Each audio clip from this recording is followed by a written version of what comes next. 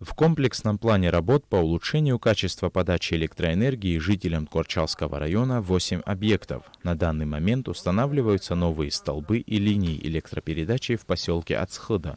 Чтобы провести эти работы, специалисты изначально спилили все мешающие ветки деревьев и подготовили места под столбы и железобетонные опоры.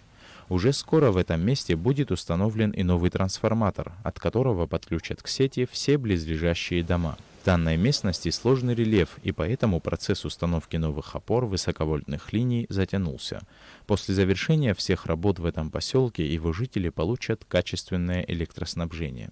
В рамках этой программы проводится замена старых деревянных высоковольтных опор на железобетонные, а также замена старых линий электропередач. Также установка новых КТП и разводка низковольтных линий электропередач до абонентов.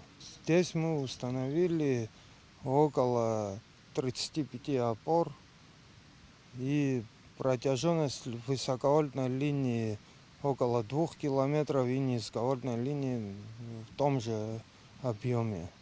Работы в поселке Ацхыда проводятся больше недели. Ранее в другой части поселка были также установлены несколько десятков новых столбов. В скором времени для улучшения качества электроэнергии и здесь подключат новый трансформатор.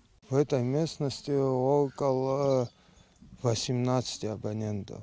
С электроэнергией тоже у них проблемы были, потому что старая подстанция, которая была 50-х, 60-х годов, она находилась далеко от абонентов. Сейчас мы хотим в центр нагрузки поставить новую подстанцию и распределить по абонентам электричество.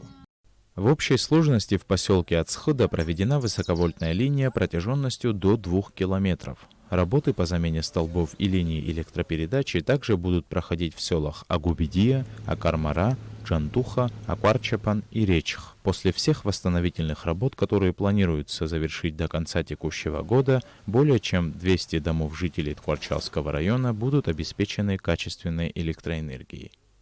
Сейджер Саля, Степан Мартиросян, Абхазское телевидение.